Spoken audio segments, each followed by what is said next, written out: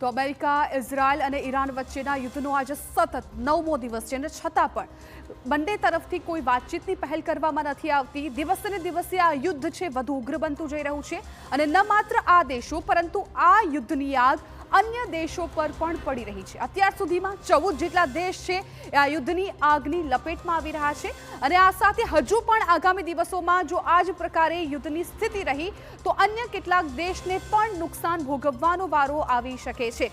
સીધી રીતે ભારત આ યુદ્ધમાં સામેલ નથી પરંતુ ક્યાંક ને ક્યાંક આ યુદ્ધની આગ છે ભારતના ઉદ્યોગો પર પણ અસર કરી રહી છે।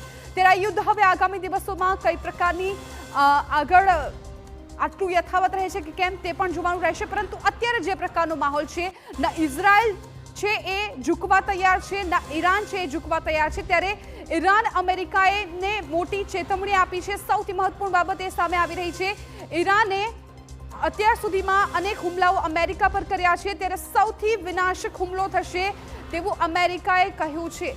બોમ્બથી કરી શકે છે અમેરિકા હુમલો તો 6 મહિનાઓ સુધી આ યુદ્ધ ચાલે તેવું ઈરાન કહી રહ્યું છે। ઈરાન સ્વીકારે હાર તેવું ટ્રમ્પ કહી રહ્યા છે કેમ કે અગાઉ પણ ટ્રમ્પનું એક જ નિવેદન સામે આવ્યું છે કે કોઈ પણ સ્થિતિમાં ઈરાન સરેન્ડર કરે। ત્યારે હવે એ પણ બતાવીએ કે ઇઝરાયલ શું કહી રહ્યું છે। ઈરાનમાં હુમલાઓ વધશે તેવું ઇઝરાયલ તરફથી નિવેદન સામે આવી રહ્યું છે। એટલે હજુ પણ આગામી દિવસોમાં આ યુદ્ધની આગ શાંત થાય તેવું લાગી નથી રહ્યું કેમ કે એક તરફ ટ્રમ્પ છે કે જે જીદ પકડીને બેઠા છે કે ઈરાન સરેન્ડર કરે તો બીજી તરફ ઇઝરાયલ પણ કહી રહ્યું છે કે હજુ પણ આગામી દિવસોમાં ઈરાનમાં હુમલાઓ વધારી દેવામાં આવશે। તો આ તરફ ઈરાન પણ તૈયાર છે। ઈરાન પણ કહી રહ્યું છે કે 6 મહિનાઓ સુધી લડીશું।